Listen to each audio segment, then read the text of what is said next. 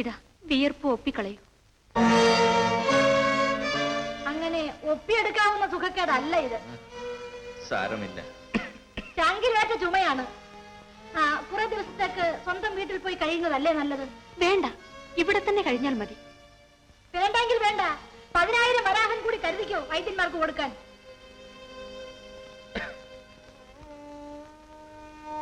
മാധവി, ഞാനിവിടുന്ന് പോകണോ എന്ന് ഞാൻ പറഞ്ഞില്ലല്ലോ.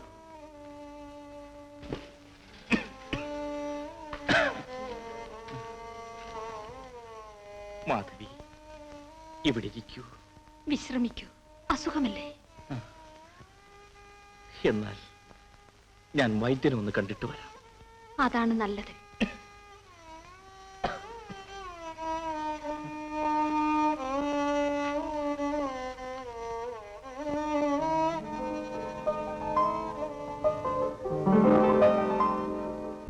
തകതിമേ തകജണ്ണു തകതിമേ തകജണ്ണു തകതിമേ തകജണ്ണു തകതിമേ തകജണ്ണു തകതിമേ തകജണ്ണു തകതിമേ. അവൾക്ക് ഇപ്പോഴും അയാളോട് സ്നേഹമാ. കുറഞ്ഞോളൂ. എന്തൊരു ചുമ. ദേ പോകുന്നു വൈദ്യനെ കാണാൻ. എങ്ങനെയെങ്കിലും ഈ ശല്യത്തിനെ ഒന്ന് അകറ്റണമല്ലോ. അകന്നോളൂ. എന്റെ ദേവി, ഈ കോവലൻ നമുക്കൊരു അരിമ്പാറ പോലെ ആയല്ലോ. ഒരാവശ്യവുമില്ല, അറുത്ത് മാറ്റിയ ചോരയും വരും. എന്റെ മഹാദേവ, എന്റെ ഗതി ഇങ്ങനെ ആവോ കൊങ്കി? ഒന്ന് കിടന്നോട്ടെ.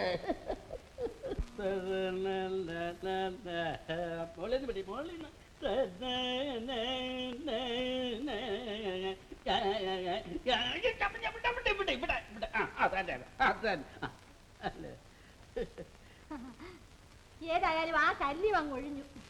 വരുമെന്ന് പറഞ്ഞാ പോയത്. കുഞ്ഞ് ബുദ്ധിപൂർവ്വം ഒന്ന് നിന്നാ മതി. അവൻ വന്ന പോലെ അവന്റെ പാട്ടിന് പൊയ്ക്കോളും, അല്ലേ? പിന്നെ അല്ലാതെ. അപ്പഴേ നമുക്ക് ആ ദളപതിയുടെ മകനെ ഒന്നും ഇങ്ങോട്ട് വരുത്തിയാൽ എന്താ? അപ്പൊ കിളവന് കാര്യവിവരമൊക്കെ വേണം. പിന്നെ അല്ല നിന്റെ കൂടെ ഒക്കെ എങ്ങനെ താമസിക്കുമ്പോ അതൊക്കെ ഉണ്ടാവുകയല്ലേ. ആരാണെന്ന് മനസ്സിലായില്ലല്ലോ. എന്റെ പേര് കണ്ണകി എന്നാണ്. ഓഹോ, ഇങ്ങോട്ട് വന്നത്? എന്റെ ഭർത്താവ് ഇവിടെ ഉണ്ടെന്നറിഞ്ഞു. ഭർത്താവോ? ആരാണാവോ അദ്ദേഹം? കുലസ്ത്രീകൾ ആരും ഭർത്താവിന്റെ പേര് പറയുകയില്ല. അത് കുലസ്ത്രീകളുടെ കാര്യമല്ലേ, നിങ്ങൾക്ക് പറയരുതോ? മാധവി, ഞാൻ ശ്രേഷ്ഠ കുലത്തിൽ പിറന്നവളാണ്. എന്റെ ഭർത്താവും അങ്ങനെ തന്നെയാണ്. ഞാൻ വന്നത് അദ്ദേഹത്തെ കാണാൻ മാത്രമാണ്. കേൾക്കാൻ രസമുണ്ട്. നിങ്ങളുടെ ഭർത്താവ് നിങ്ങളുടെ വീട്ടിലല്ലേ കാണൂ? അവിടെ ഇല്ലാഞ്ഞിട്ടാണ് ഞാനിവിടെ വന്നത്. അതിന് ഇങ്ങോട്ട് തന്നെ വന്നത്? എന്റെ ഭർത്താവ് ഇവിടെ ഉള്ളത് കൊണ്ട്. ഇവിടെ ഉണ്ടെങ്കിൽ അതെന്റെ ഭർത്താവായിരിക്കും. ഇവിടെ വന്ന് എന്നോട് ഇങ്ങനെ ചോദിക്കാൻ നിങ്ങൾക്ക് ലജ്ജയില്ലേ? ലജ്ജയില്ലാത്തത് എനിക്കോ നിങ്ങൾക്കോ? അല്പം സൂക്ഷിച്ച് സംസാരിച്ചാൽ കൊള്ളാം. ചോള മഹാരാജാവ് സ്ഥാനമാനങ്ങൾ നൽകി ബഹുമാനിച്ച മാധവിയോടാണ് സംസാരിക്കുന്നതെന്ന് ഓർമ്മ വേണം. മഹാരാജാവ് സ്ഥാനമാനം തന്നത് അന്യ സ്ത്രീകളുടെ ഭർത്താക്കന്മാരെ അപഹരിക്കാനാണ്, അല്ലല്ലോ. ശബ്ദിക്കരുത്. ശബ്ദിക്കൂ. അഗ്നിസാക്ഷിയായി മംഗല്യസൂത്രം ഏറ്റുവാങ്ങിയ കഴുത്താണിത്. ഈ കണ്ടനാളം ഇടറുകയോ അടയുകയോ ഇല്ല. എന്റെ ഭർത്താവിനെ വിട്ടു തരൂ. അയാൾക്ക് നിന്നെ ആവശ്യമില്ലെങ്കിൽ? അയാൾ ദാസി, ഇനി നീ ആ വാക്ക് ആവർത്തിക്കരുത്. അത് സഹിക്കാൻ എനിക്ക് സാധ്യമല്ല. നിന്നെ കോവലിന് സഹിക്കാൻ സാധ്യമല്ലെന്ന് പറഞ്ഞു. നിന്റെ വിചാരം നീ ത്രൈലോക്യ സുന്ദരിയാണെന്ന്. എങ്കിൽ നിന്റെ ഭർത്താവെന്ന് പറയുന്ന ആ മനുഷ്യൻ എന്റെ കാലിൽ കെട്ടിപ്പിടിച്ച് എന്നെ ഒരിക്കലും കൈവിടിയരുതേ എന്ന് അപേക്ഷിക്കയില്ലായിരുന്നു. എന്റെ നൃത്തം കാണാൻ, എന്റെ പാട്ട് കേൾക്കാൻ, എന്റെ കയ്യിൽ നിന്ന് ഉരുള വാങ്ങി ഉണ്ണാൻ ഇവിടെ കഴിഞ്ഞുകൂടുകയില്ലായിരുന്നു. ഈ ചെറുവിരലൊന്ന് ചലിപ്പിച്ചാൽ ആ ചലനത്തിനൊത്ത് നിന്റെ ഭർത്താവ് തുള്ളും. കാണണോടി നിനക്ക്? മാധവി, അല്ലാതെ ഒരു മുഴം മഞ്ഞച്ചരട് ബ്രാഹ്മണരുടെ മുൻപിൽ വെച്ച് അയാൾ നിന്റെ കഴുത്തിൽ കെട്ടിയിരിക്കുന്നു. അതാണോടി വിവരം കെട്ടവളെ സ്ത്രീ പുരുഷ ബന്ധം? ഭാവി നോക്ക്, കളങ്കം പുരളാത്ത മനസ്സും ശരീരവുമാണ് എന്റേത്. ഓ, ഒരു പതിവ്രത. ഒരു സത്യവാക്ക് നീ പറഞ്ഞു. ഞാൻ പതിവ്രതയാണ്. ഞാൻ നെഞ്ചുനേറി ശപിച്ചാൽ നിന്റെ നാക്ക് താണുപോകും. പക്ഷേ എന്റെ ഭർത്താവിനെ കേൾക്കാൻ നിന്റെ നാക്കുകൊണ്ട് പാടിയെന്ന് നീ പറഞ്ഞു. അതുകൊണ്ട് ഞാൻ ക്ഷമിക്കുന്നു. എന്നാൽ മാധവി ക്ഷമിക്കുന്നവളല്ല. ഇറങ്ങടി പുറത്ത്. ആരവിടെ? കൊണ്ടുപാടി ചൂല്.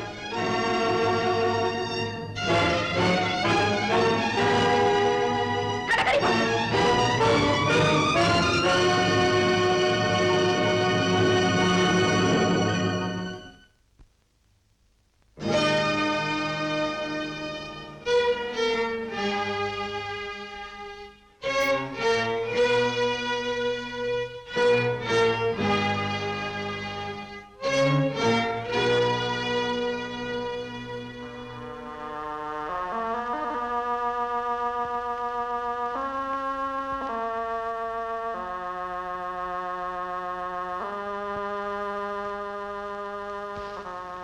മാധവി, ഇനി എന്നെ തൊട്ടുപോകരുത്. മാധവി, എനിക്കൊന്നും മനസ്സിലാകുന്നില്ല. മാറി നിൽക്കൂ. എനിക്കെല്ലാം മനസ്സിലായി. എന്നെ ഇങ്ങനെ അപമാനിക്കേണ്ടിയില്ലായിരുന്നു. ആ രാക്ഷസി വന്ന് എന്നെ എന്തൊക്കെയാണ് പറഞ്ഞത്? ആരാണ് മാധവി? നിങ്ങളുടെ ഭാര്യ. ചൂലെടുത്ത് തല്ലി ആട്ടിപ്പായിക്കാൻ എനിക്ക് അറിയാൻ വയ്യാഞ്ഞിട്ടല്ല. പക്ഷെ എന്റെ സംസ്കാരം അതിന് അനുവദിച്ചില്ല. കണ്ണകി ഇവിടെ വന്നിരുന്നു. വെറും വരവല്ല, എഴുന്നള്ളത്തായിരുന്നു. എന്നെ ശപിക്കാൻ, എന്നെ അസഭ്യം പറയാൻ, എന്നെ തല്ലാൻ. മാധവി, ക്ഷമിക്കൂ. അവൾ മാനം കെടുത്തി നിന്നെയല്ല, എന്നെയാണ്. എന്റെ നാക്ക് താണു പോകും പോലും. അവളുടെ ഭർത്താവിനെ മോഷ്ടിച്ചെടുത്ത ഞാൻ എങ്ങനെ ആ വാക്ക് പറയും? വേശ്യയാണ് ഞാനെന്ന്. കണ്ണകി എപ്പോൾ വന്നു? എപ്പോൾ പോയി? പറയൂ. ഇപ്പോൾ പോയതേ ഉള്ളൂ. ഞാൻ ഇതാ വരുന്നു. വേണ്ട, ഇനി ഇങ്ങോട്ട് വരണമെന്നില്ല. പത്താന്തരം ഭാര്യമാരുടെ ശകാരം കേൾക്കാൻ മാധവിക്ക് ഇനി സൗകര്യപ്പെടുകയില്ല. ഞാൻ പറയുന്നൊന്ന് ശ്രദ്ധിക്കൂ. നിങ്ങളുടെ ഭാര്യ ശ്രദ്ധിക്കൂ. മതി, സംസാരിക്കണ്ട. മാന്യമായ ഭാഷയിൽ ഞാൻ പറയുകയാണ്. നിങ്ങൾ ഈ ക്ഷണം ഇവിടം വിട്ടു പോകണം. മാധവി, പോകൂ.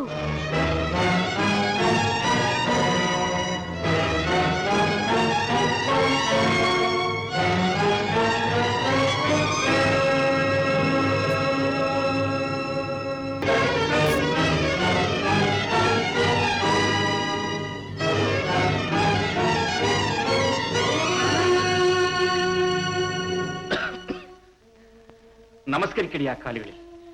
ആ കാലിന്റെ മഹത്വം മനസ്സിലാക്കാൻ ഇനി നീ 7 ജന്മം ജനിക്കണം. നിന്റെ കിളിക്കാൻ വിട്ട് ചിലം പണിയുന്ന കാലല്ലത്. ആ പാദം തൊട്ട് കണ്ണിൽ വയ്ക്ക്.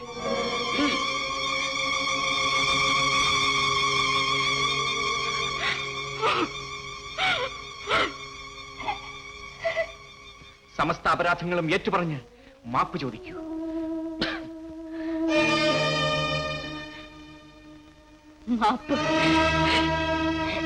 കഴിഞ്ഞ ജന്മത്തിൽ സകല ചരാചരങ്ങളെയും ഹരം പിടിപ്പിച്ചിരുന്ന ലാസ്യകല ആ പാദങ്ങളിലുണ്ട്. ആ പാദം സ്പർശിക്കാനിടയായി തന്നെ ഒരു മഹാഭാഗ്യമായി നീ കരുതിക്കൊള്ളു. 3 പ്രാവശ്യം മാപ്പ് ചോദിക്കുക.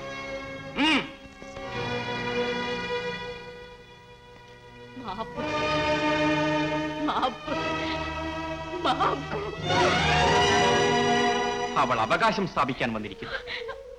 ഒറ്റ അക്ഷരം സംസാരിച്ചു പോകരുത്. ഈ നിൽക്കുന്നവൾ എന്റെ പ്രാണപ്രിയയാണ്. സുഖം, സന്തോഷം, ആനന്ദം എന്നൊക്കെ ചില വാക്കുകൾ ഞാൻ കേട്ടിട്ടുണ്ട്. അവ എന്താണെന്ന് അനുഭവിച്ചറിഞ്ഞത് ഈ മണിയറയിൽ വെച്ചാണ്. ഇനി നാം തമ്മിൽ യാതൊരു ബന്ധവുമില്ല. എന്റെ എല്ലാ സ്വപ്നങ്ങളും മാധവിയാണ്. എന്റെ സൗഭാഗ്യവും ഇവളാണ്. കണ്ണുനീർ വീഴ്ത്തി ഈ അറ അശുദ്ധമാക്കരുത്. കണ്ണീരൊഴുക്കലും കർപ്പൂരം കത്തിക്കലും ഒക്കെ പുറത്തുപോയി ആയിക്കൊള്ളണം. കിടക്കൂ പുറത്ത്. നിന്നോട് ഞാൻ അവസാനമായി പറയുകയാണ്, നീ എന്റെ ആരുമല്ല. ഇനി ഈ പ്രദേശത്തേക്ക് എത്തി നോക്കുക പോലും ചെയ്യരുത്. പൊയ്ക്കൊള്ളൂ. എടി നിൽക്ക്. നിന്നോട് സംസാരിക്കുന്നത് തന്നെ എന്റെ അന്തസ്സിന് പറ്റിയതല്ല. എങ്കിലും ഒരേ ഒരു ചോദ്യം. ഈ നിൽക്കുന്ന മനുഷ്യൻ എന്റേതോ നിന്റേതോ? എനിക്കറിയാം നിനക്കതിന് ഉത്തരം പറയാൻ സാധിക്കില്ലെന്ന്. സ്ത്രീയുടെ അവയവങ്ങൾ മാത്രം ഉണ്ടായതുകൊണ്ട് വിശേഷമില്ലടി, വൈഭവം വേണം. പോയിക്കോ.